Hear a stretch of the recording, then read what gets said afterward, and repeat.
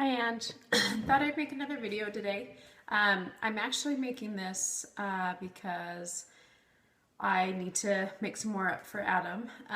This is going to be a homemade deodorant video.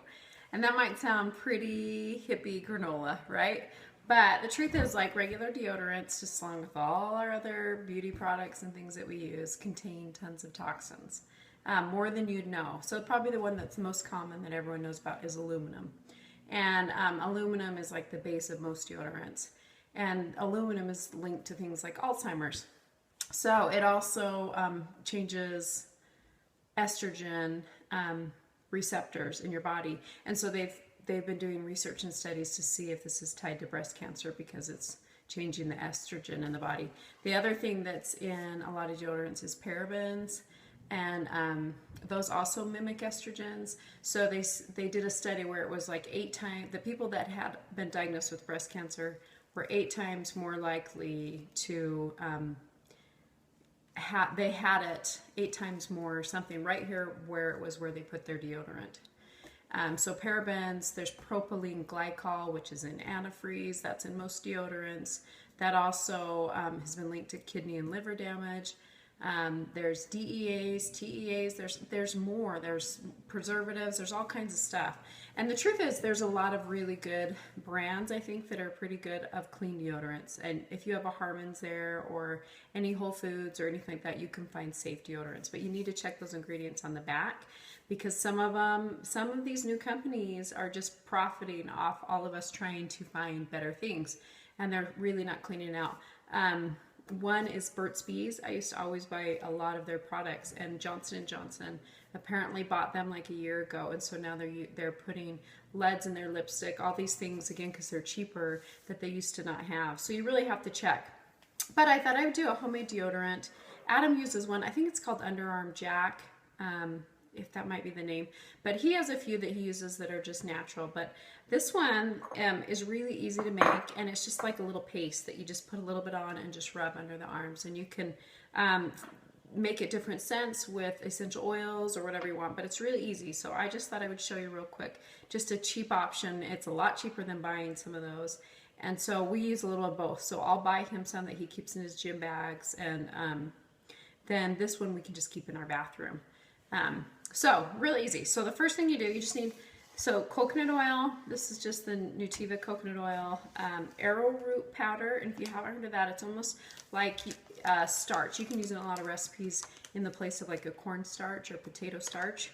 So, and that is at most stores now carry arrowroot powder, but it just be on the baking aisle. Okay.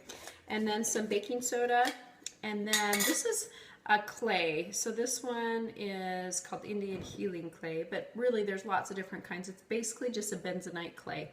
And I use this all the time when I do baths, detox baths. I put some of these in. It's great for mass. It's great for pulling out metals and toxins. And it's not very expensive. So you can find bentonite clay basically is the base of it. You can find it at most stores. So those are the ingredients. So super easy. So first you're going to take 5 tablespoons of coconut oil. And mine is liquid because it's warm here today. 1, 2, 3, 4, 5. And a good thing that I said is most of these ingredients you can use for a lot of other things. So it's not like you're wasting ingredients buying them. So you could make this off of stuff that, you know, you already have around. It takes like 1 minute. Okay, so then it's just 1 tablespoon of baking soda. And then you take 6 tablespoons of arrowroot powder, okay? Or arrowroot starch. 2. Cornstarch is genetically modified, so any recipe pretty much that calls for cornstarch, you can use this instead. So that's another use for, again, for the arrowroot powder. Okay, that's 6. And then 2 tablespoons of bentonite clay. And if you look at that, it's just kind of a powdery, it's a little bit messy, but not too bad. And it just soaks everything up. So this will keep it a real good paste consistency. So I'm just going to mix that up, and I'll show you what this looks like. So as far as the oils that you can use, there's, really it doesn't matter too much, but you can get some more therapeutic properties. So like frankincense would be great in this. It would just get right in there, right near, especially like I said, for women, that's just a great healing oil, with the greater chance of breast cancer. That would be a great oil to use. Or lavender oil would be nice because it's always great around the skin. Lemon oil is antiseptic, so that would be a great oil. You could use Melaleuca. I'm actually doing one I'm just going to do citrus oil today because kind of just this really nice clean smell, kind of a orangey, just clean smell, but you could do any one you want.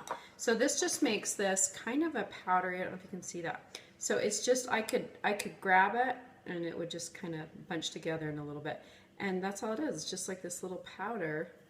And then you put about, it just depends if you want it to smell more. And you can do a combination of oils.